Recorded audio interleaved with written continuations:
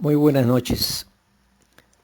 Vamos a mostrar lo que es el mecanismo de la formación de la película de pintura, el capítulo 5, dentro del curso de control de la corrosión usando pinturas.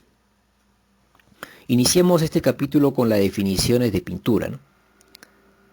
La pintura se clasifica de dos maneras. Una clasificación antigua, que habla de clasificar las pinturas como termoplásticos y termorrígidos, y una clasificación moderna, que clasifica las pinturas eh, no convertibles y convertibles. Entonces vamos a explicar qué son las pinturas, cuáles son las pinturas termoplásticas. Las pinturas termoplásticas no experimentan ningún tipo de reacción química para la formación de la película de pintura. Ahí tenemos, por ejemplo, las pinturas acrílicas, caucho clorado, nitrocelulosa y los vinilos, que forman la película de pintura en base a la evaporación por solventes, ¿no?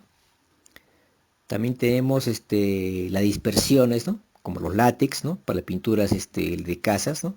Los acrílicos, los vinilátex, ¿no? Algunos epóxicos en base a agua, ¿no?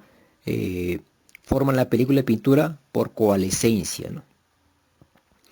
No experimentan ninguna reacción química. Eh,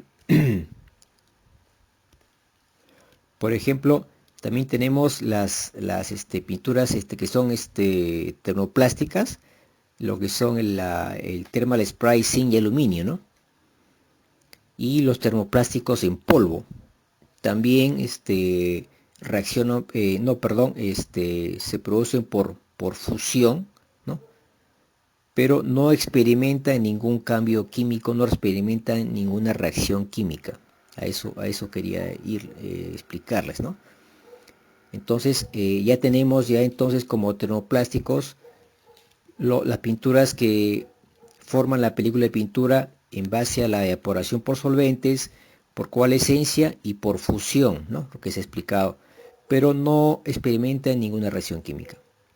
Los termorrígidos, en el caso contrario, experimentan reacciones químicas, bien sea entre un componente A y un componente B, ¿no? Como la lata B de la pintura, ¿no? A veces cuando la pintura viene en kit de 2 unidades cada kit, o cuando las pinturas reaccionan con el oxígeno del aire, o con el agua, por ejemplo, o mejor dicho, con la humedad del aire, o también con el dióxido de carbono que está en el aire, o por el calor.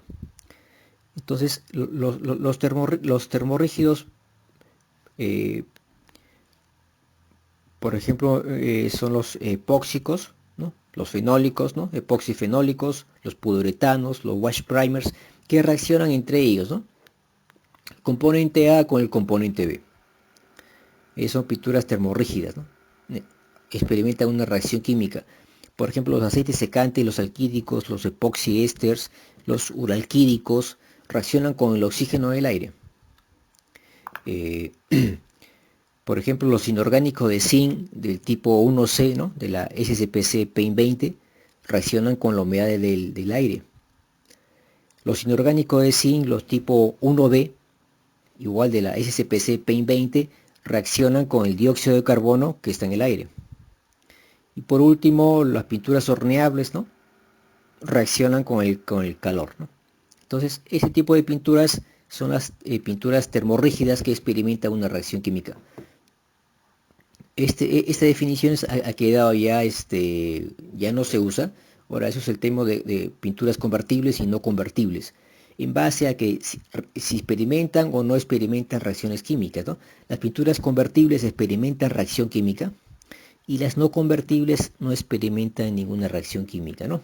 En otras palabras, las pinturas convertibles, en otras palabras, son similares a lo que es la pintura termorrígida, ¿no?